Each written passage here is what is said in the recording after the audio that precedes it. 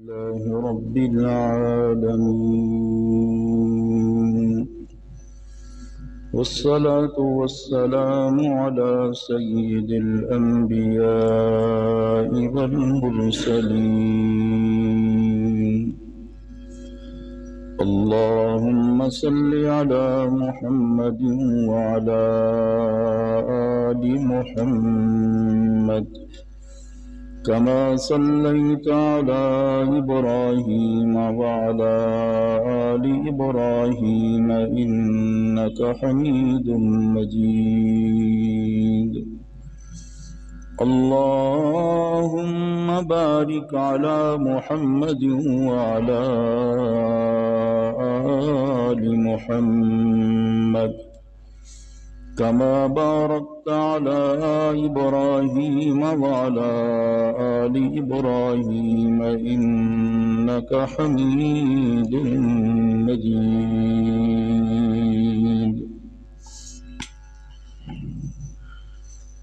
معزز حاضرین،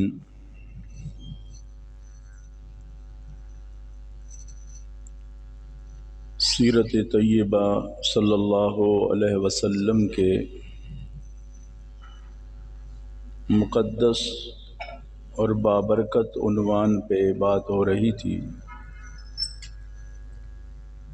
کہ سرکار دو عالم صلی اللہ علیہ وسلم کی حیات طیبہ، حضور نبی کریم صلی اللہ علیہ وسلم کی خوبصورت زندگی، اس کا ہر ہر پہلو، ہر ہر قدم، ہر ہر چیپٹر، ہر ہر عنوان، ہر ہر موضوع جس زاویے سے بھی دیکھا جائے تو ساری کائنات کی انسانیت سے وہ نمایاں نظر آتا ہے، اور ہر درس میں، ہر سبق میں انسانیت کے لیے ایک خوبصورت نمونہ اور خوبصورت رہنمائی نظر آتی ہے۔ پیارے نبی صلی اللہ علیہ وسلم کی مقدس حیات طیبہ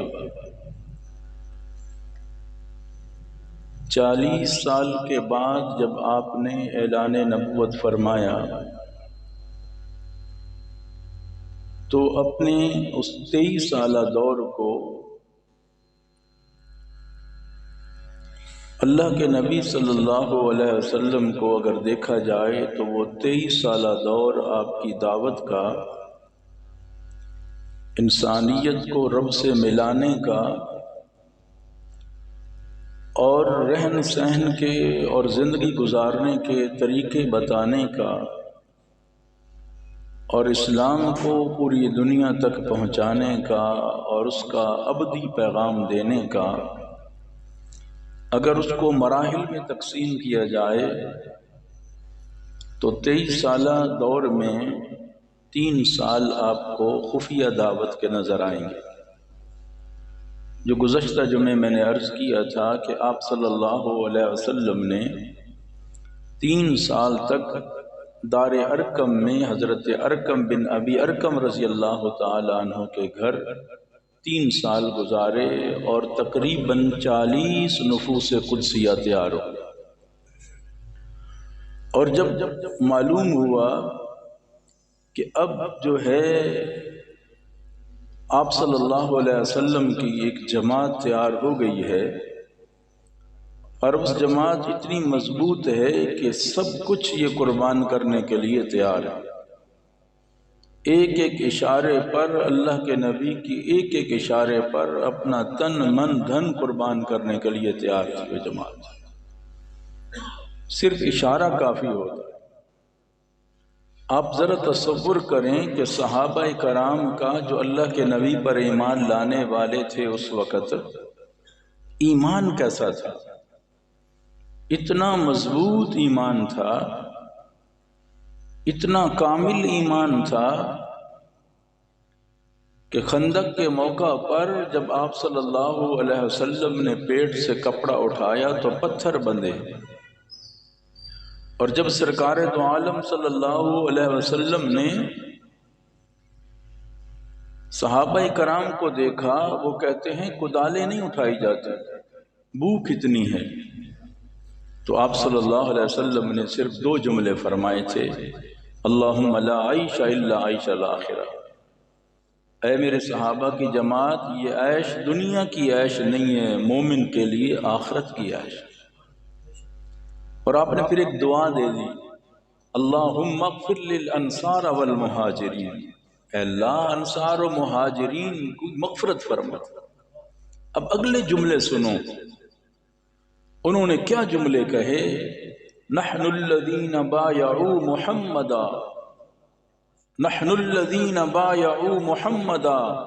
علی الجہاد ما بقینا ابدا، اے محمد صلی اللہ علیہ وسلم، کدالیں ہم سے نہیں اٹھائی جاتی بھوک کی وجہ سے، کمزوری اتنی ہے، لیکن ہم اعلان کرتے ہیں کہ یہ جانیں ہماری جانیں نہیں، بلکہ یہ جانیں ہم نے آپ پہ فروخت کر دی ہیں، بیچ دی۔ اب ذرا تصور کریں، جو جس چیز کا مالک ہو جاتا ہے اب اس کی مرضی ہے اس کو جیسا استعمال کرے۔ تو اللہ کے نبی نے وہ شخصیات تیار فرمائی، اپنی وہ کامل زندگی کو سامنے پیش کیا، جس زندگی میں کوئی عیب نہیں، نقص کوئی نہیں، جس زندگی میں ایسا کوئی رخنا کوئی نہیں جس سے کوئی نقب زنی کر سکے۔ وہ زندگی اتنی اعلیٰ زندگی ہے کہ جس زندگی پر ہزاروں نہیں، لاکھوں نہیں، کروڑوں نہیں، اربوں زندگیاں اپنے آپ کو قربان کرنے کے لیے تیار رہتے۔ ایک کمزور سا بھی مسلمان ہے نا، کبھی نماز کے قریب نہیں گیا، کبھی اس کے معاملات وہ دینی نہیں ہے، ایک کلمہ پڑھنے والا کلمہ گو ہے، اس کے سامنے بھی جب جناب محمد الرسول اللہ صلی اللہ علیہ وسلم کا تذکرہ فرمائیں گے آپ صلی اللہ علیہ وسلم کے بارے میں، تو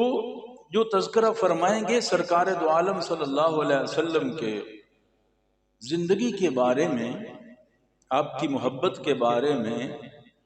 تو وہ ایسا نظر آئے گا کہ میں نماز پڑھنے والا، میں ساری زندگی عبادت میں رہنے والا، یہ بندہ تو مجھ سے بھی زیادہ اللہ کے نبی سے پیار کرتا ہے، ایک عام آدمی۔ یہ کمال صرف اللہ نے اپنے نبی کو عطا فرمایا کہ جس نے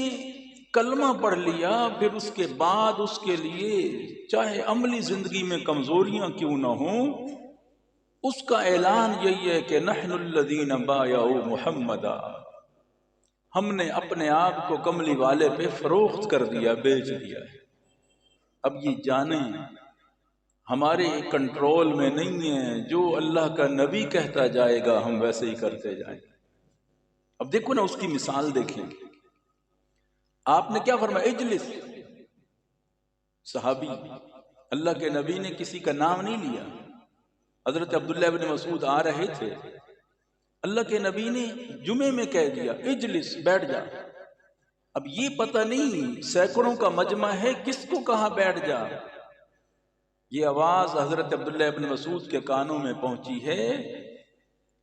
یہ ہمت نہیں کی کہ آگے والا پاؤں پیچھے کر لوں یا پیچھے والا آگے کر لوں،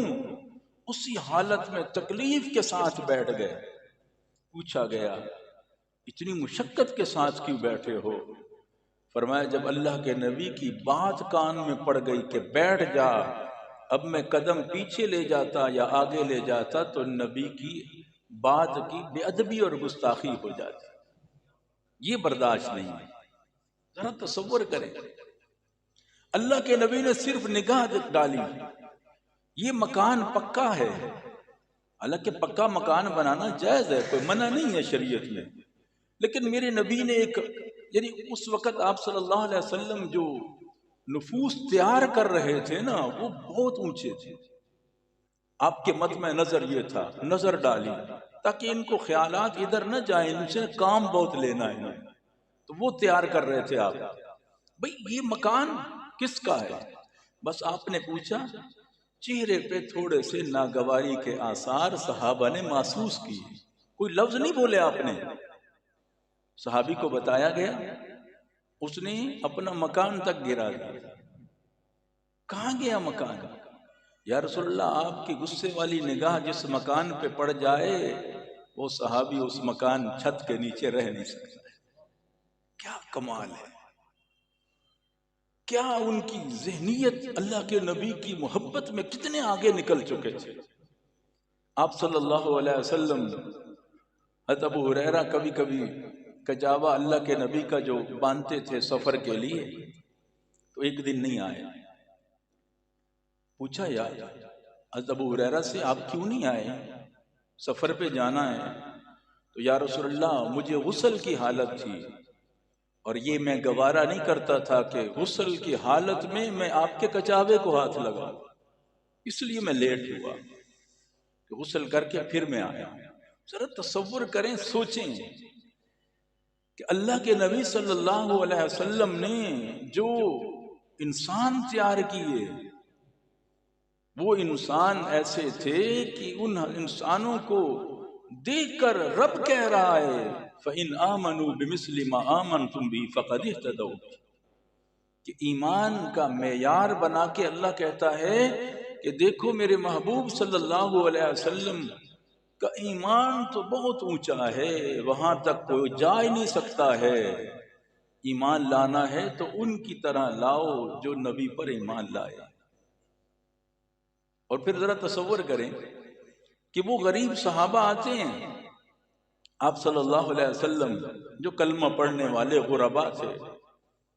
اللہ تعالیٰ کیا فرما رہا ہے اپنے محبوب سے؟ فَقُلْ سَلَامٌ عَلَيْكُمْ كَتَبَ رَبُّكُمْ عَلَىٰ نَفْسِهِ الرَّحْمَةِ۔ میرے محبوب صلی اللہ علیہ وسلم، وہ آپ کے کالے رنگ کا بلال آ رہا ہے، وہ صہیب آ رہا ہے، وہ سلمان آ رہا ہے، وہ خباب آ رہا ہے، وہ عمار آ رہا ہے، وہ یاسر آ رہا ہے، وہ غربا صحابہ آ رہے ہیں جو آپ پر جان دینے کے لیے تیار ہیں، صبح و شام مجھے یاد کرتے ہیں۔ میرے محبوب، قانون یہ ہے کہ جب کوئی مجلس میں آتا ہے تو سلام کرتا ہے، لیکن میرے محبوب یہ تیرے یار مجھے اتنے پیارے لگتے ہیں کہ ان کے آنا کے ساتھ ساتھ جو ہی داخل ہوں نا تو آپ پہلے میرا سلام ان کو کہہ دیں، سلام علیکم کتب ربکم علی نفسہ الرحمہ، اللہ نے تم پر رحمت کو لکھ دیا ہے۔ اللہ کا سلام پہلے، اللہ فرماتے ہیں میرے محبوب میرا سلام ان کو پہلے پہنچا دو۔ آپ ذرا تصور کریں کہ آپ صلی اللہ علیہ وسلم کی محنت کا کیا انداز ہوگا کہ وہ انسان تیار کیے میرے نبی نے جو انسانیت کے لیے نمونہ بنے، انسانیت کے لیے پیغام کا ذریعہ بنے۔ یہ جو اسلام پوری دنیا میں پھیلا ہے، بہت سارے لوگ مسلمانوں کو دیکھ کر لوگ مسلمان ہوئے، ان کے کردار کو دیکھ کر۔ تجارت کے لیے آئے تھے نا، جن جن علاقوں میں تجارت کے لیے وہ قرون اولیٰ کے مسلمان آئے، ان علاقوں میں ہدایت پھیل گئی، ان کے کردار کو دیکھا انہوں نے۔ آج ہمارے مسلمانوں کے کردار کو لے کے لوگ دور ہو رہے ہیں، ہم نے کردار ہی ایسا پیش کیا ہے۔ اس وقت مسلمانوں کو دیکھ کر کہتے تھے کہ اگر اسلام ایسا ہے تو پھر ہم اسی کو مانیں گے اور اسی کی تابعداری کریں گے۔ تو سرکار دو عالم صلی اللہ علیہ وسلم نے 3 سال جو خفیہ دعوت فرمائی، اور آپ صلی اللہ علیہ وسلم نے اس کے بعد اللہ تعالیٰ نے حکم دیا کہ میرے محبوب صلی اللہ علیہ وسلم اب ذرا یہ 40 کے قریب جو افراد تیار ہو گئے ہیں، اب میرے محبوب آپ کے پاس ایک جماعت تیار ہو گئی ہے، ایک جماعت خالص جو آپ کے اشاروں پہ چلنے والی ہے۔ اب میرے محبوب پیغمبر صلی اللہ علیہ وسلم اب ذرا کھل کے ان کو بیان کیجیے، اب ذرا واضح طور پہ ان کو پیغام دیجیے۔ تو اللہ تعالیٰ نے پھر ارشاد فرمایا فَاصْدَعْ بِمَا تُؤْمَرْ وَأَعْرِضْ عَنِ الْمُشْرِكِينَ۔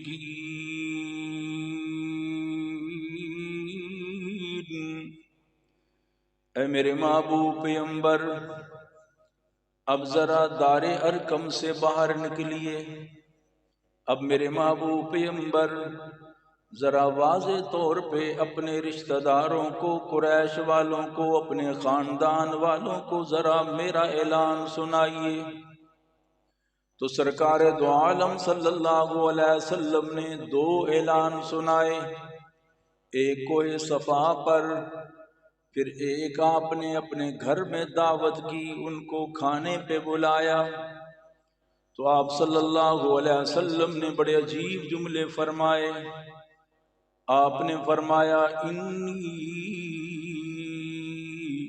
لرسول اللہ الیکم خاصہ وإلی الناس عامہ۔ فرمایا کہ میں ان الرائد لا یکذب اہلہ، میرے نبی کے لفظ سنو جو آپ نے اپنے رشتہ داروں کو بتائے۔ فرمایا ان الرائد لا یکذب اہلہ، آپ صلی اللہ علیہ وسلم نے فرمایا اے میرے خاندان کے لوگوں، اے میرے خاندان کے لوگوں، میں رائد ہوں۔ رائد اسے کہتے ہیں جو قافلے کے آگے بندہ بھیجتے ہیں تاکہ پتہ چلے کوئی خطرہ تو نہیں ہے آگے، وہ آ کے خبر دیتا ہے کہ راستہ صاف ہے، خطرات سے محفوظ ہے۔ تو آپ صلی اللہ علیہ وسلم نے فرمایا میرے خاندان کے لوگوں، میں ایسا ہوں جیسے قافلے کے آگے کسی کو بھیجتے ہیں، وہ ان قافلے والوں سے کبھی جھوٹ نہیں بولتا، وہ بڑا امانت دار ہوتا ہے، بے بااعتماد بندہ ہوتا ہے۔ تو میں بھی اسی طرح تمہیں پیغام دے رہا ہوں، میرے پیچھے آ جاؤ، میری بات مان لو، سارے خطرات تم سے دور ہو جائیں گے، محفوظ راستے تمہیں مل جائیں گے۔ اس لیے فرمایا میں سچ بات کہہ رہا ہوں، انی لرسول اللہ، میں اللہ کا رسول بن کے آیا ہوں۔ اور عجیب بات ہے الیکم خاصہ والی الناس کافہ،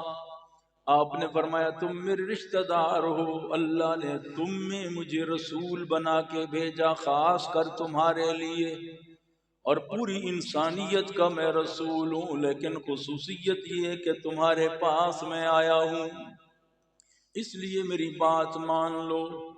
سرکار دو عالم صلی اللہ علیہ وسلم نے جب ان کو پیغام دیا تو بجائے ماننے کے اللہ تعالیٰ نے آپ صلی اللہ علیہ وسلم کو کیا پیغام دیا کہ آپ نے لوگوں کو جو بلانا ہے اللہ کی طرف اس کا انداز کیا ہونا چاہیے۔ اللہ فرماتے ہیں انداز اپنوں کو بلاؤ، دوسروں کو بلاؤ، قبیلے والوں کو بلاؤ، بستی والوں کو بلاؤ، علاقے والوں کو بلاؤ۔ اور انداز کیا ہے؟ اس کے 5 درجے۔ فرمایا یا ایھا الذین آمنوا قوا انفسکم واہلیکم نارا، میرے نبی صلی اللہ علیہ وسلم نے انسانیت کو پہلا پیغام کیا دیا کہ اپنی فکر کرو، اپنے بارے میں سوچو، غفلت کی زندگی نہ گزارو، اپنی جان کی فکر کرو۔ اللہ کے نبی نے جو جملے فرمائے اپنے خاندان کو، عجیب بات ہی آپ نے فرمایا تمہاری زندگی کی مثال، روزانہ اللہ تمہیں زندگی دیتا ہے، موت دیتا ہے۔ کیا فرمایا آپ نے؟ فرمایا جب تم سو جاتے ہو سمجھا کرو کہ تم پر موت کی کیفیت ہے، جب سو کر اٹھتے ہو سمجھا کرو کہ اللہ نے دوبارہ ہمیں زندگی عطا فرما دی ہے۔ اللہ کے نبی نے اپنے رشتہ داروں کو کیا پیغام دیا؟ غفلت میں زندگی نہ گزارنا، کاہلی اور سستی میں زندگی نہ گزارنا، روزانہ سوتے ہو، النوم اخت الموت، یہ جو نیند ہے موت کی بہن ہے۔ روزانہ اللہ پیغام دیتا ہے میرے بندے، روزانہ تو موت کے منہ سے واپس آتا ہے۔ جب سو جاتا ہے پھر کیفیت تیری کیا ہوتی ہے؟ پھر اللہ تمہیں نئی زندگی دیتا ہے، پھر اٹھا دیتا ہے، پھر تمہیں نیند آتی ہے، موت کی کیفیت ہے۔ فرمایا اس کے بعد جو درمیان میں جاگتے ہو، قیامت والے دن جب اٹھائے گا تو اس کا حساب لے گا تم سے، اس زندگی کا حساب لے گا۔ اگر اچھائی کرو گے تو اللہ اچھا بدلہ عطا فرمائے گا، اگر برائی کرو گے تو برا بدلہ ملے گا۔ آپ صلی اللہ علیہ وسلم نے پہلا پیغام اپنے خاندان والوں کو دیا، تو اللہ نے پہلا پیغام انسانیت کو میرے نبی کی سیرت سے یہ دیا کہ اپنی فکر کرو، اپنے بارے میں سوچو، کل اس زندگی کا حساب و کتاب ہونا ہے، سوال و جواب ہونا ہے، پوچھا جائے گا تمہیں زندگی کے بارے میں۔ نمبر 2، وَأَهْلِيكُمْ، اپنے گھر والوں کو ان کی فکر کرو، سوچو کیا میرے گھر والے کیسے زندگی گزار رہے ہیں، میرے بچے کیسے زندگی گزارتے ہیں، ان کی فکر کر۔ اور فرمایا تیسرا پیغام جو دیا، فرمایا وَأَنذِرْ عَشِيرَتَكَ الْأَقْرَبِينَ، اپنی فکر کے ساتھ، اپنے گھر والوں کی فکر کے ساتھ، وَأَنذِرْ عَشِيرَتَكَ الْأَقْرَبِينَ، اپنے رشتہ داروں کی فکر کر کہ تیرے رشتہ دار کیا کرتے ہیں، ان کا بھی خیال رکھا کر، کہیں وہ کام تو نہیں کرتے جس سے اللہ اور اس کا رسول ناراض ہوتا ہے، محنت کیا کر، ان کو سمجھایا کر، کوشش کیا کر، یہ نہ سوچا کر میرا گھر تو محفوظ ہے، میرے بچے تو اللہ اور اس کے رسول کی بات مانتے ہیں، تیرے خاندان والوں کی کیا کیفیت ہے اس پہ ذرا غور کیا کر۔ پھر فرمایا لِتُنذِرَ أُمَّ الْقُرَىٰ وَمَنْ حَوْلَهَا، فرمایا پھر بستی والوں کے بارے میں سوچا کر، رشتہ داروں سے ہٹ کے اپنے گاؤں والوں کی فکر کیا کر، وَمَنْ حَوْلَهَا، پھر اس کے جو ارد گرد لوگ ہیں ان کی فکر کیا کر۔ تو 5 مرحلے اللہ نے بیان کیے۔ پہلا مرحلہ اپنی فکر کرنا، دوسرا مرحلہ اپنے گھر والوں کی فکر کرنا، تیسرا مرحلہ اللہ نے قرآن پاک میں بیان کیا اپنے رشتہ داروں کی فکر کرنا، چوتھا مرحلہ بستی والوں کی فکر کرنا، پانچواں مرحلہ وَمَنْ حَوْلَهَا، جو اس بستی کے ارد گرد بستیاں ہیں ان کا خیال رکھنا، یہ میدان انسانیت کا۔ تو سرکار دو عالم صلی اللہ علیہ وسلم نے اپنے رشتہ داروں کو بلایا، اپنے خاندان والوں کو بلایا، لیکن کچھ نے مانا، کچھ نے نہ مانا۔ اللہ اکبر، ذرا پیغام دیکھو، ذرا پیغام دیکھو ان کا۔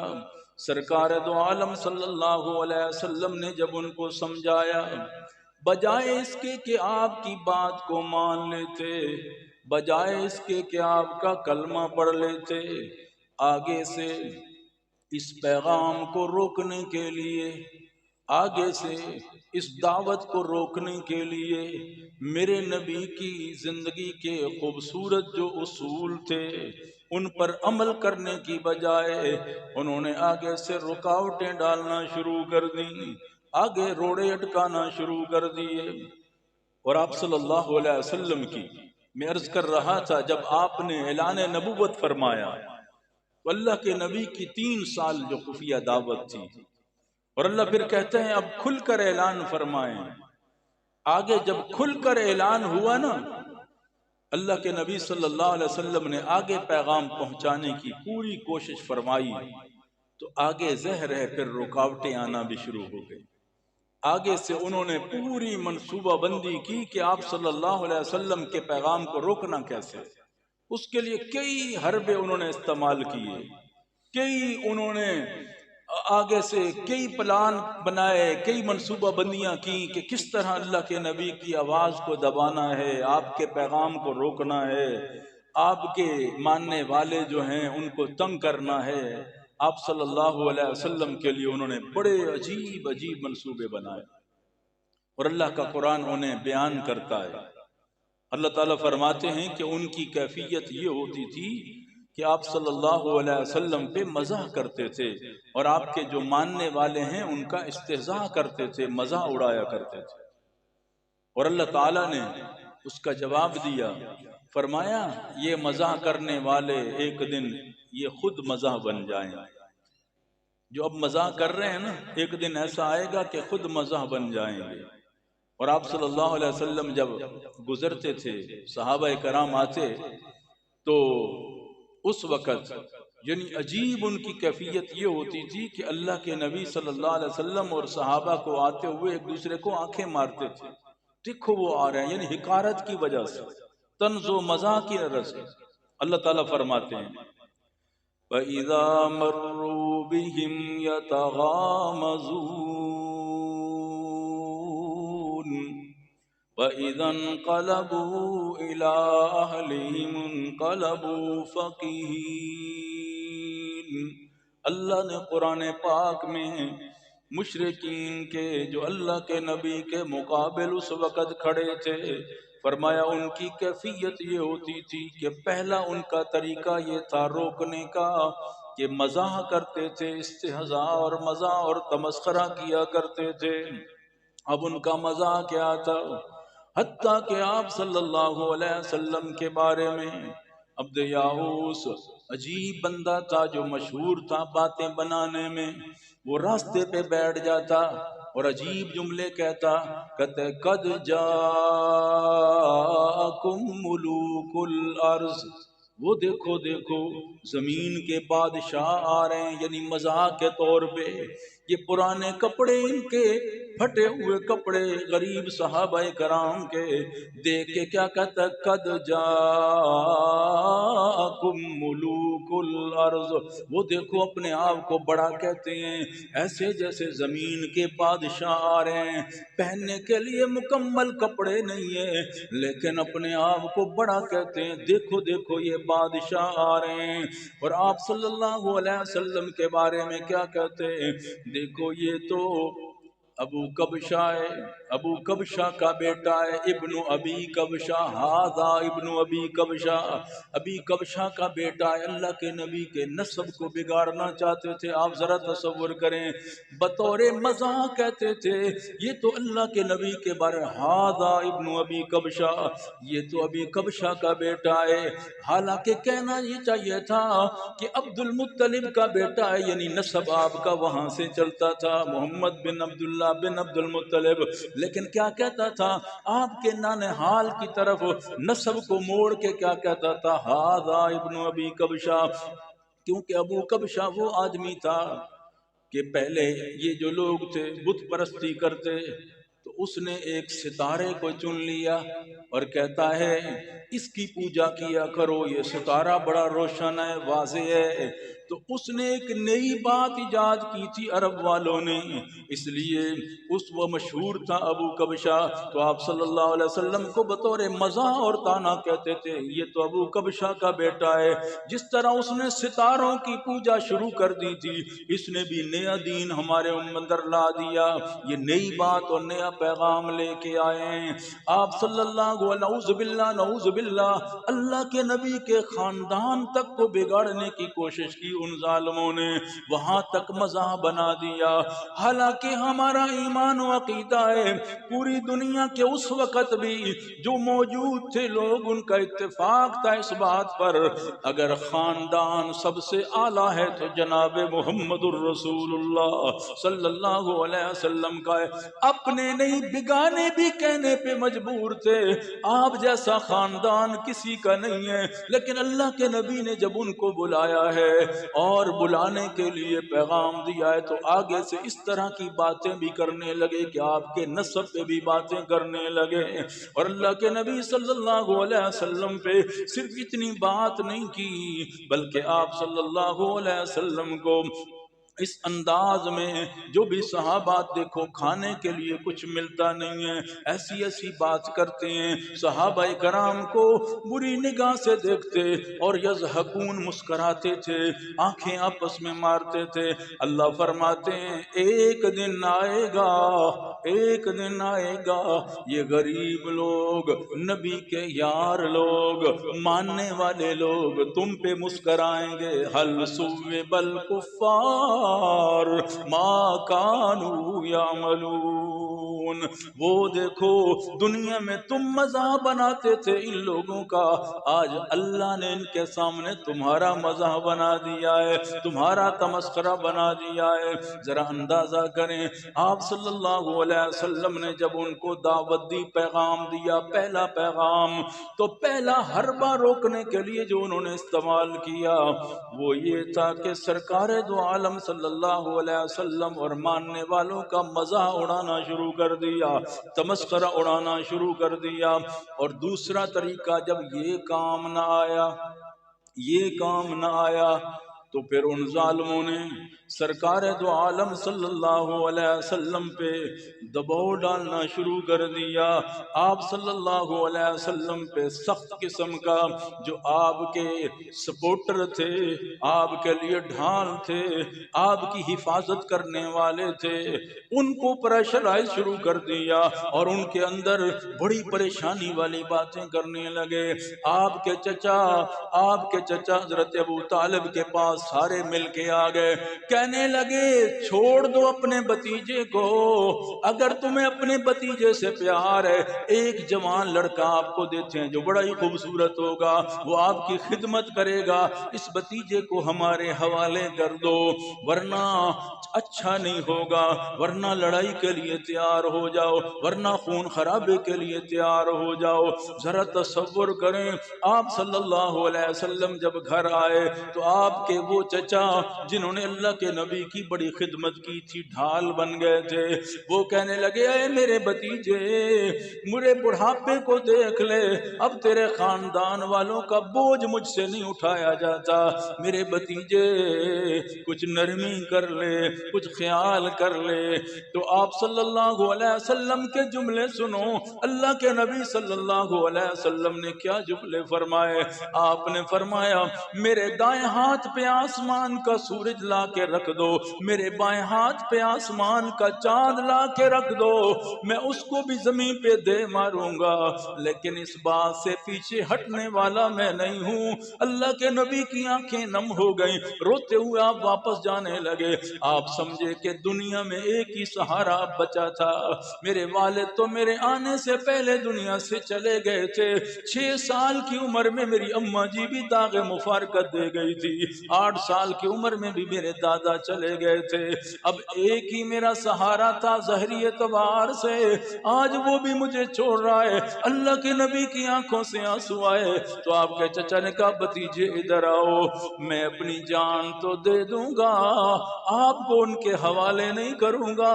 آپ نے جو کرنا ہے کر لے، آج کے بعد میں تیرے ساتھ ہوں۔ تو اللہ کے نبی وہاں سے نکلے، یہ حربہ بھی ناکام ہو گیا کہ جو آپ کے سپورٹ کرنے ان پر پریشر دیا، یہ بھی ناکام ہو گیا۔ پھر تیسرا طریقہ انہوں نے نکالا کہ اللہ کے نبی صلی اللہ علیہ وسلم کو اب کس انداز میں روکنا ہے، تو انہوں نے پیشکش شروع کر دی، پیشکشیں شروع کر دی۔ کیا عہدہ لینا چاہتے ہو؟ ہم حاضر ہیں۔ عورت چاہتے ہو؟ دینے کے لیے تیار ہیں۔ مکہ کی سرداری چاہتے ہو؟ سردار بنانے کے لیے تیار ہیں۔ آپ صلی اللہ علیہ وسلم نے فرمایا میں دنیا کے لیے تمہیں نہیں بلا رہا، میں تو اس رب کی طرف تمہیں بلاتا ہوں جو تمہارا بھی خالق ہے، بنانے والا ہے، تمہارے وجود کا مالک ہے۔ میں کہتا ہوں دنیا آخرت میں کامیابی اسی کی بات ماننے میں ہے، تو میں تو کوئی لالچ کے اندر نہیں آ کے کہہ رہا۔ اللہ کے نبی نے یہ بھی رد فرما دیا۔ پھر چوتھا طریقہ انہوں نے نکالا میرے نبی کو روکنے کے لیے، انہوں نے کہا کوئی ایسا بدنام کرو اللہ کے نبی صلی اللہ علیہ وسلم کو، جیسے پروپوگنڈا کہتے ہیں، جھوٹا پروپوگنڈا پھیلا دو اللہ کے نبی کے حوالے سے، لوگ پیچھے ہٹ جائیں گے۔ سارے جمع ہوئے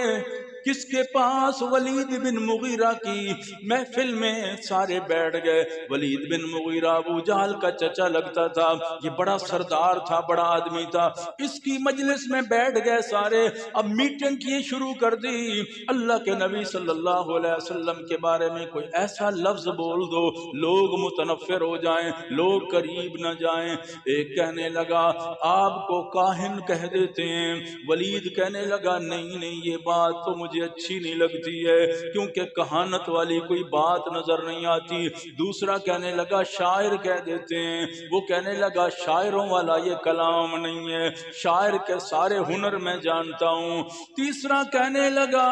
آپ کو نعوذ باللہ مجنون کہہ دیتے ہیں، آپ کو دیوانہ کہہ دیتے ہیں، اللہ معاف فرمائے۔ لیکن وہ کہنے لگا کوئی کام آپ کے وجود سے ایسا ہم نے دیکھا ہی نہیں جو مجنون والا ہو۔ اور چوتھا کہنے لگا آپ کو ساحر کہہ دیتے ہیں، یعنی جادوگر کہہ دیتے ہیں۔ تو کہنے لگا میرا دل تو نہیں مانتا لیکن کوئی بات تو کرنی ہے نا آخر، چلو اسی بات پہ اتفاق کر لیتے ہیں کہ سب کی زبان پہ یہی آئے کہ آپ نعوذ باللہ جادوگر ہیں۔ اللہ فرماتے ہیں او دنیا والو، میرے نبی کو کاہن کہتے ہو، میرے نبی کو مجنون کہتے ہو، ایسا ہو نہیں سکتا۔ ذی قوت عند ذی العرش مکین مطاع ثم امین وما صاحبکم بمجنون۔ میرے نبی کو مجنون کہنے والوں یہ بات صحیح نہیں ہے، کاہل کہنے والوں یہ بات صحیح نہیں ہے، شاعر کہنے والوں یہ بات صحیح نہیں ہے، بلکہ وہ تو اللہ کا رسول ہے، اللہ کا نمائندہ ہے۔ اس لیے یہ تمہارا پیغام، تمہاری بات بڑی غلط ہے جو تم کہہ رہے ہو، اس لیے یہ بات ماننے کے قابل نہیں ہے۔ تو کہنے لگے آج کے بعد جادوگر کہیں گے بس اسی بات پہ اتفاق کر لیا، لیکن یہ بھی کارگر ثابت نہ ہوا۔ جو بھی قریب آتا ہے ایک دفعہ میرے نبی کی زبان سے اللہ کا قرآن سنتا ہے تو وہ کہتا ہے یہ شاعر بھی نہیں، یہ کاہن بھی نہیں، یہ مجنون بھی نہیں، یہ ساحر بھی نہیں، کچھ بھی نہیں، بلکہ وہ اعلان کرتا ہے اشہد ان لا الہ الا اللہ واشہد ان محمدا عبدہ ورسولہ۔ اس بات کو اتنا مشہور کر دیا مکہ میں، ہر ایک کی زبان پہ نعوذ باللہ آپ ساحر ہیں، آپ ساحر ہیں، جو بھی ملتا ساحر ہیں، جو باہر سے آتا تو ساحر ہیں، تاکہ قریب کوئی نہ جائے۔ دنیا والوں تمہیں کیا پتا ہے اللہ نے اپنا حبیب بنایا، اللہ نے اپنا محبوب بنایا، اللہ نے اپنا پیارا بنایا، اللہ نے ایسا بنایا جو ایک دفعہ نبی کے قدموں میں آ جائے، جو ایک نبی کے چہرے کو محبت سے دیکھا ہے، ہو نہیں سکتا کہ ہم پیچھے رہ سکے، ہو نہیں سکا کہ دور رہ سکے، یہ ہو ہی نہیں سکتا ہے۔ جو آ جائے قدموں میں دل خالی کر کے آئے، نفرت سے محبت سے آئے، سمجھنے کی نیت سے آئے، تو پھر آئے گا غلام بنے بغیر واپس نہیں جائے گا۔ تو فیل دوسی آتا ہے نا، دوس قبیلے کا سردار ابو جہل کہتا ہے کانوں میں روئی ڈال دو۔ مکہ میں ایک نعوذ باللہ جادوگر رہتا ہے، رات کو حتیم میں اپنا کلام پڑھتا ہے اور اس کی آواز ایسی ہے کہ رہ کوئی نہیں سکتا، جادو اثر کر لیتا ہے۔ سردار بھی ہے دوس قبیلے کا، سمجھدار بھی ہے، شاعر بھی ہے، ساری چیزیں اس کے پاس ہیں۔ تو فیل امر دوسی کے پاس اللہ کے نبی حتیم میں قرآن پڑھتے ہیں، آنکھ کھلتی ہیں، قدم ادھر چلنا شروع کر دیتے ہیں۔ تو فیل دوسی کے اللہ کے نبی جب وجد میں قرآن پاک رات کو پڑھتے تھے، اپنے تو اپنے بیگانے بھی سننے پہ مجبور ہو جایا کرتے تھے۔ آپ صلی اللہ علیہ وسلم نے جب قرآن پڑھ رہے ہیں تو فیل دوسی پیچھے بیٹھا ہے، آنکھوں سے آنسو بہتے جا رہے ہیں، روتے جا رہے ہیں، میرے نبی پڑھتے جا رہے ہیں۔ جب آپ نے سلام پھیرا، نماز مکمل ہوئی، پیچھے دیکھا تو دوس قبیلے کا سردار امر طفیل دوسی، اللہ اکبر، میرے نبی نے فرمایا کیسا؟ میں حال حوال کی بات بعد میں ہے، بس مجھے پتا چلا کہ آپ اللہ کے رسول ہیں، آپ کا کلام جو ہے یہ انسانوں کا کلام نہیں، ما ھذا، نہیں یہ کلام جو میں نے ابھی سنا ہے یہ انسانوں کی بات نہیں، یہ تو رحمان کی بات ہے۔ شاعر میں نے کہے ہیں، شاعر میں نے کہے ہیں، شاعروں کو میں نے سنا ہے، شعر میرا پیشہ ہے، سارا کچھ میرے اندر موجود موجود ہے، لیکن یاد رکھنا یہ کلام اللہ کا کلام ہے، اس لیے میں اعلان کرتا ہوں کہ آپ اللہ کے رسول ہیں۔ تو یہ تاثیر تھی میرے نبی کی، اس لیے انہوں نے کہا ساحر کہو، باز آنے والا کوئی نہیں۔ انہوں نے کہا اچھا یہ بھی پروپوگنڈا کام نہیں آ رہا۔ پھر انہوں نے پانچواں حربہ استعمال کیا کہ جو اللہ کے نبی کے ماننے والے لوگ تھے، کہنے لگے آپ تو پیچھے ہٹتے نہیں، جو ماننے والے لوگ ہیں، جس نے کلمہ پڑھا ان کو ستانا شروع کر دیا، ان کو مارنا شروع کر دیا۔ جو بھی کلمہ پڑھتا ہے اس کے دروازے پہ پہنچ جاتے ہیں، اس کو مار مار کے کسی کو بے ہوش کر دیتے ہیں۔ اللہ اکبر۔ لیکن قربان جاؤں تاریخ اٹھا کے دیکھ لو، آپ صلی اللہ علیہ وسلم کا کلمہ پڑھنے والا ایک بھی بندہ ایسا نہیں دکھا سکو گے جو مار کی وجہ سے جس نے نبی کا کلمہ چھوڑ دیا ہو، جس نے ظلم و ستم کا بازار گرم ہوا ہو، نبی کا دامن چھوڑ دیا ہو۔ یہ تو آپ دیکھیں گے، محبت کا یہ انداز تو آپ دیکھیں گے کہ حضرت حبیب بن زید رضی اللہ تعالیٰ عنہ مسیلمہ کذاب کے دربار میں کھڑے ہیں، جس نے نبوت کا اعلان کیا ہے۔ حضرت حبیب بن زید رضی اللہ تعالیٰ عنہ، اللہ اکبر، کیا ایمان تھا ان لوگوں کا، کیا قربانی کا جذبہ تھا۔ مسیلمہ کذاب کہنے لگا مجھے نبی مانتا ہے۔ حضرت حبیب بن زید کہتے ہیں نہیں مانتا تجھے نبی۔ تو اس نے کہا اس کا دایاں ہاتھ کاٹ دو، دایاں ہاتھ کٹوا دیا۔ کہا اب بتاؤ مجھے نبی مانتا ہے؟ نہیں مانتا ہے۔ بایاں ہاتھ کٹوا دیا، اس طرح دایاں پاؤں کٹوا دیا، بایاں پاؤں کٹوا دیا، حتیٰ کہ جس زبان سے کہہ رہے تھے ان ظالموں نے زبان کو پکڑ کے کاٹ دیا۔ اور پھر حضرت حبیب سے پوچھنے لگے اب بتا مانتا ہے نہیں؟ زبان تو انہوں نے کاٹ دی، بول نہیں سکتے تھے، خون جاری تھا، گردن کو ہلا ہلا کے کہہ رہے تھے، آنکھوں سے آنسو بہا بہا کے کہہ رہے تھے کہ میں اعلان کرتا ہوں اشہد اللہ الہ الا اللہ وَأَشْهَدُ أَنَّ مُحَمَّدًا عَبْدُهُ وَرَسُولُهُ۔ اس ظالم نے گردن کٹوا دی۔ جب پہنچا مدینے میں پیغام، اللہ اکبر، اس کی ماں ام کلثوم نے جب سنا تیرے بیٹے کے ساتھ اس طرح ظلم ہوا ہے، نبی کی محبت میں قربانی دی، ایسی قربانی دی۔ سنو ماں کے الفاظ، صحابیہ کے الفاظ سنو، کہنے لگی لہذا اليوم ارضعته، کہنے لگی اسی دن کے لیے تو میں نے اپنے بیٹے کو دودھ پلایا تھا۔ کہاں سے لاؤ گے یہ مائیں، کہاں سے لاؤ گے؟ میرے نبی نے، انہوں نے پانچواں حربہ یہ نبی کی دعوت کو، پیغام کو روکنے کے لیے کہ جو کلمہ پڑھے نا نبی کا، جو نبی کی گواہی دے نبوت کی، ختم نبوت کی، تو پھر اس پر ظلم و ستم کے پہاڑ گرم کرو، ان پر زیادتیاں کرو تاکہ وہ چھوڑ دیں نبی کے دامن کو۔ ایک نہیں دکھاؤ گے، گرم زمین پہ تڑپتا بلال نظر آئے گا، نہیں جھکا سکو گے۔ انگاروں پہ لیٹا خباب نظر آئے گا، نہیں توڑ سکو گے۔ ابو فقیہ کی ٹوٹی ہوئی پسلیاں پڑھ لو، حضرت سمیہ کے وجود کے دو ٹکڑے پڑھ لو، حضرت زنیرہ اور زنیرہ کی نکلی ہوئی آنکھیں پڑھ لو، لبینہ کی ادڑی ہوئی چمڑی پڑھ لو، خبیب کو پانی میں غوطے پڑھ لو، صدیق کو مار مار کے بے ہوش کیا گیا وہ واقعہ پڑھ لو، عمار اور یاسر کو دھوپ پہ کھڑا لوہے کی زرہ پہنا کے شہد کھلا کے دھوپ پہ کھڑا دیکھ کے پڑھ لو۔ لیکن جس کو بھی پڑھو گے یہ اعلان آئے گا، اللہ اکبر، عبد الرحمن بیٹا کہاں ہے؟ چھین لیا۔ بیوی کہاں ہے؟ چھین لی۔ سواری کہاں ہے؟ چھین لی۔ کیسے آئے ہو؟ مال کہاں ہے؟ چھین لیا۔ کیا لائے ہو؟ اللہ اور اس کے رسول کی محبت لے کے آیا ہوں۔ میرے نبی نے فرمایا سب کچھ بچا کے آئے ہو، کچھ گوا کے نہیں آئے ہو۔ یہ تھی محبت کا عالم، اور یہ تھا آپ صلی اللہ علیہ وسلم کو روکنے کے لیے انہوں نے 12 حربے استعمال کیے، 12 حربے۔ تو 5 پہ میں نے بات کی ہے کہ آپ صلی اللہ علیہ وسلم کو جو آپ نے اعلان فرمایا، اللہ نے کہا آپ کھل کر بیان فرمائیے، تو آپ صلی اللہ علیہ وسلم نے جب اعلان فرمایا تو اس وقت اللہ اکبر، سرکار دو عالم صلی اللہ علیہ وسلم نے جو پیغام دیا، نہ آپ نے تانے سنے پیچھے نہیں ہٹے، پریشر ڈالا گیا پیچھے نہیں ہٹے، پھر کہا گیا کچھ لو دو کی بات کر لیتے ہیں، کچھ لے کچھ دے اس کی بات ہو جائے، اللہ نے سورہ کافرون نازل فرما دی، یہ بھی نہیں ہو سکتا۔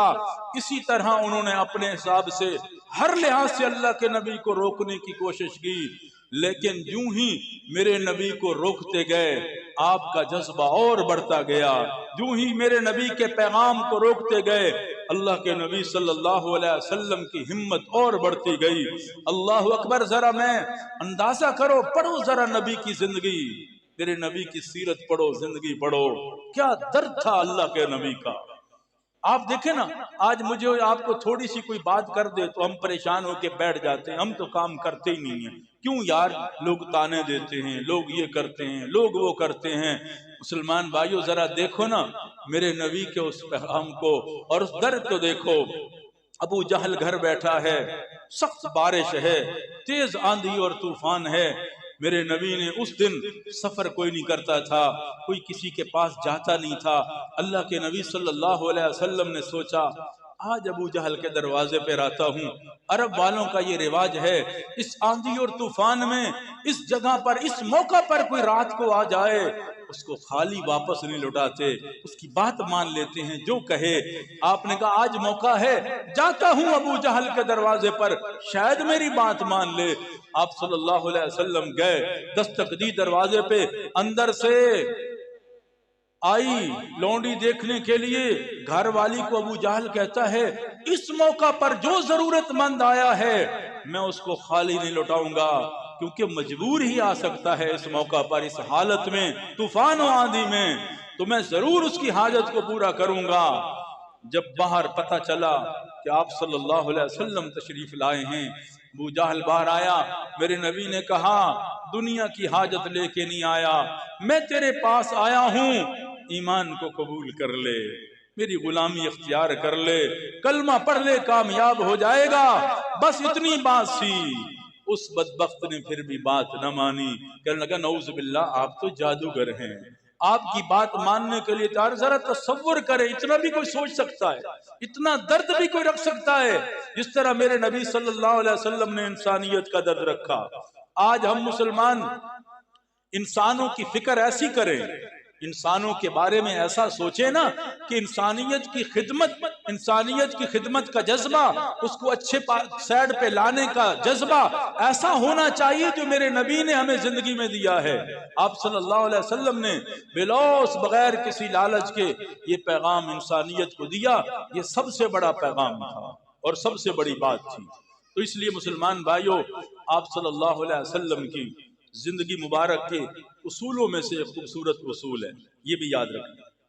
ایک چھوٹا سا اعلان آپ کو آخر میں، آئندہ جو میں انشاءاللہ پھر باقی بات کریں گے۔ تو آپ جانتے ہیں کہ ہم نے یہ 7 والی جگہ لی تھی مسجد کے لیے، اب جانتے ہیں یہ 3 کروڑ اس کا ادا کرنا تھا، اور آپ جانتے ہیں جیسے حالات بنے ملک کے، معیشت کے اور مہنگائی کے، روزگار کے، بڑے مشکل حالات ہیں، آپ سب کو معلوم ہے، بتانے کی ضرورت نہیں، ہر ایک جانتا ہے کہ کاروبار کے حالات بہت ہی مشکل ہو گئے ہیں اور ہر ایک کا جو گزارا ہے بڑی مشکل سے ہو رہا ہے۔ تو الحمدللہ ہم نے محنت تو کی، اپنی طرف سے کوشش کر رہے ہیں، لیکن جو حالات نظر آ رہے ہیں بڑی مشکل حالات ہیں کہ لوگوں کے پاس، جس کے پاس آدمی جا کے کہتا ہے تو وہ کہتا ہے بڑے مشکل حالات ہیں، کاروبار نہیں چل رہا، تو ہم اللہ کے لیے کیسے دیں؟ لیکن یاد رکھنا یہ بات کہنے کی نہیں ہے، اللہ دیتا ہے، اگر محنت مشقت کر کے بھی اللہ کے راستے میں نکالو تو اللہ تعالیٰ راستے نکال دیتا ہے، لیکن ظاہر ہے حالات کو پیش نظر دیکھتے ہوئے۔ اب دیکھیں، ظاہر ہے کہ اب جو ہم ان سے وعدہ خلافی بھی نہیں کر سکتے کہ ہم ان کو آگے چلاتے جائیں، یہ ہے وہ ہے، یہ ہمارا نہیں ہے، تو ہم جو بات مثلا یہ ہے، یا تو وہ جگہ کو ہم واپس کریں، دوسرا جو یہ چیز ہے کہ کسی کے پاس اتنے وسائل بھی نہیں کہ پیسے اتنے اکٹھے دے سکے، یا کسی کے پاس کوئی گنجائش نہیں ہے، یا آپ جانتے ہیں یہاں میں کہہ تو دیتا ہوں مانگنا مجھے آتا نہیں، نہ پیچھے میں پڑتا نہیں ہوں، جیسے اب مولویوں کے روٹین ہوتے ہیں نا، مانگتے رہتے ہیں یا پیچھے پڑ جاتے ہیں، یہ دونوں باتیں مجھے نہیں آتی، تو نہ میرے پاس وہ فن ہے مانگنے کا بھی میں مانگوں، عادت ہی نہیں ہے، ہمارے بڑوں نے سکھایا ہی نہیں ہے کہ اس طرح مانگنا ہے آپ نے۔ تو وہ کام کرتے ہیں جو آسانی کے ساتھ ہو جائے اور کسی کے سامنے محتاجی بھی نہ ہو اور غلط بیانی بھی نہ ہو، آگے غلطی بھی نہ ہو جائے۔ تو اس کے لیے ہمارے پاس اور آپشن ظاہر ہے کوئی نہیں ہے، یا تو ہم سودے کو واپس کریں گے۔ تو ایک دوسری صورت جو ہم نے مختلف جگہ پہ فتاوی جات لکھے ہیں اور ان کے جواب آئے حافظ ابن العابدین در مختار اور بڑی بڑی کتابوں کے حوالہ جات کے ساتھ، ایک صورت یہ بنتی ہے کہ اگر وہ جو پرانی جگہ ہے مسجد کی، چھوٹی مسجد جو پہلے یہاں آباد تھی، وہ جگہ اگر شرعی نقطہ نگاہ کو دیکھتے ہوئے اس جگہ کو اگر کوئی ایسا صاحب استطاعت بندہ جو اس نظریے کے ساتھ، کیونکہ ابن العابدین نے لکھا ہے فقہ میں، اور میرے پاس حوالہ بھی ہے، جو ساتھی پڑھنا چاہے میں اس کو پڑھا دیتا ہوں، اور اس کے یعنی ہم نے کئی جگہ پہ ہم خود گئے اس کی تحقیق کرنے کے لیے کہ اگر کسی جگہ کے متبادل اسی مسجد کے متبادل جگہ اسی مسجد کی لی جائے، یعنی یہاں فرق سمجھنا، ایک جگہ جو مسجد کے لیے ہے اس کے متبادل اسی مسجد کی جگہ لی جائے، مسجد تنگ ہو جائے اور اس کی وسعت کی کوئی گنجائش آگے نہ ہو، آگے پیچھے جگہ نہ ہو جو خرید سکے یا اس میں شامل کر سکیں، تو پھر ابن العابدین رحمہ اللہ نے جو فقہ کی مشہور کتاب ہے عربی میں، انہوں نے لکھا ہے اس کی گنجائش ہوتی ہے کہ وہ جگہ جو اس وقت کے مارکیٹ ریٹ ہے، جو اس وقت کا مارکیٹ ریٹ ہے، اس جگہ کو بیچ کر جو نئی جگہ اسی کے متبادل لی ہے اس جگہ اس کو خرچ کیا جائے، ایک گنجائش ہے یہ۔ تو یہ آپشن ہے، لیکن میں کہہ رہا ہوں اس لیے بتا رہا ہوں آپ کو، مسئلے کی روح سے ہم مطمئن ہیں،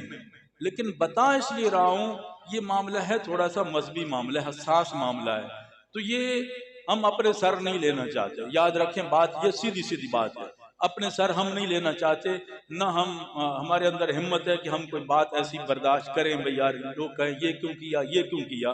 آپ جانتے ہیں کہ وہ 1.5 مرلہ کے قریب جگہ ہے جو کاغذوں میں ہے، اور شرعی طور پہ اس جگہ کو مسجد کے نام منتقل نہیں ہوئی، ابھی اسی مالک کے نام ہے جو جگہ چل رہی ہے، وہ جگہ شرعی طور پہ منتقل نہیں ہوئی کہ اس کو وقف کر کے مصلی، ایک ہوتا ہے مصلی ایک ہوتا ہے مسجد، مصلی نماز پڑھنے کی چاہے جتنے سال نماز پڑھی جائے، جو اس جگہ کو جس جگہ کو یعنی وہ اس بندے کی یعنی نمازیں پڑھی جا رہی ہیں، کئی سال تک پڑھی گئی، الحمدللہ کئی لوگ یہاں بیٹھے ہیں جن کے بڑے چلاتے رہے، سسٹم چلتا رہا، اس میں کوئی شک کی گنجائش نہیں ہے۔ تو اب اس میں مسئلے کی روح سے گنجائش ملی ہے کہ اس جگہ کو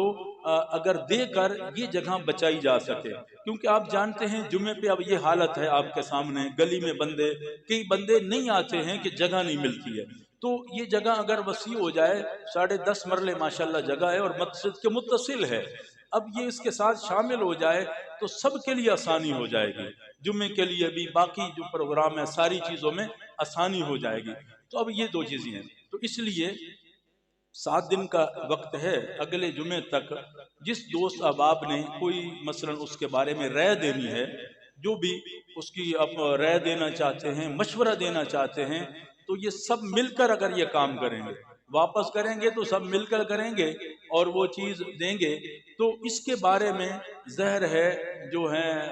بہت سارے بندے ہیں اس جگہ کو لینے والے، جو جگہ ہے مارکیٹ ریٹ کے مطابق لینے والے موجود ہیں، تو اس کے اگر شرعی نقطہ نگاہ سے ہمیں اجازت ملتی ہے تو آپ لوگوں کی رائے ہوگی تو یہ فیصلہ کریں گے، اگر آپ لوگوں کی رائے نہیں ہوگی تو